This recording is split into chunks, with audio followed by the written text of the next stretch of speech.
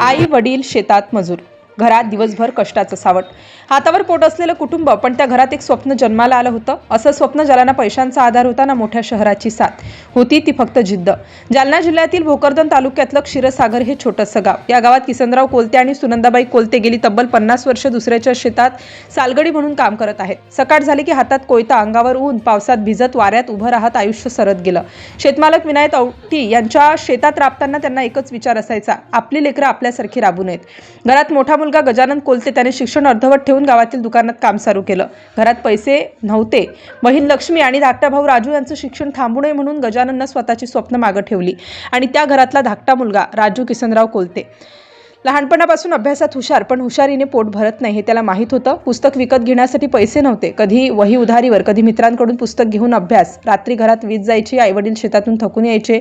आई सुनंदाबाई दिवसभराचा थकवा विसरून चूल पेटवायच्या आणि त्या चुलीच्या मंद उजेडात राजू अभ्यास करत बसायचा. एकदा गावात कुणीतरी सीए बद्दल बोललं. चार्टर्ड अकाउंटंट, मोठा अधिकारी, मोठं पद. राजूच्या मनात ठिणगी पडली, मी सीए होणार. घरातल्या कुणालाच कळलं नाही तो काय बोलतोय. किसनराव कोलते यांनी विचारलं, सीए म्हणजे काय रे? राजू हसला, मोठा साहेब होतो बाबा. बाबांनी एवढंच उत्तर दिलं. मग हो, आम्ही कष्ट करतोय ना. सीएचा प्रवास एवढा सोपा नव्हता. गावातून मोठ्या शहरात जावं लागायचं. फी, क्लासेस, पुस्तकं, प्रत्येक गोष्ट डोंगरासारखी मोठी वाटायची. अशावेळी विनायक औटी यांनी पुढाकार घेतला. हा मुलगा शिकणार, पैशांची चिंता करू नका, असं त्यांनी किसनराव कोलते यांना सांगितलं. त्या मदतीमुळे राजूचं शिक्षण थांबलं नाही. पण परीक्षा म्हणजे रणांगण. सीएची परीक्षा देशातील सर्वात कठीण परीक्षांपैकी एक. पहिल्यांदा प्रयत्न, अपयश. दुसऱ्यांदा पुन्हा अपयश. घरात निराशा पसरली गेली. आई म्हणाली, पुन्हा दे पेपर, आम्ही आहोत.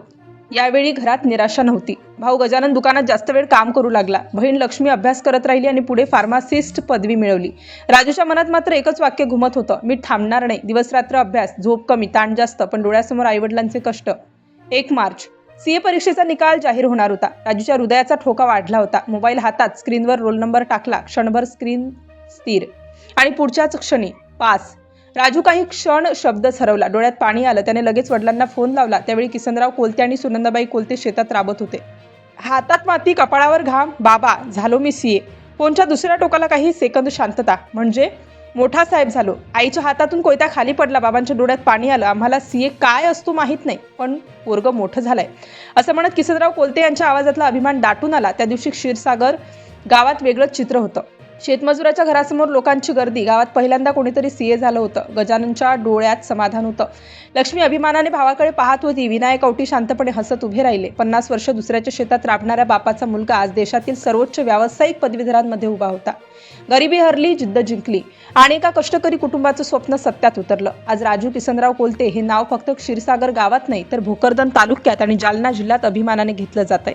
ही कथा आहे कष्टाची, ही कथा आहे जिद्दीची आणि ही कथा आहे त्या प्रत्येक आईवडिलांची जे स्वतःचं आयुष्य राबवून मुलांच्या भविष्यासाठी झिजवतात.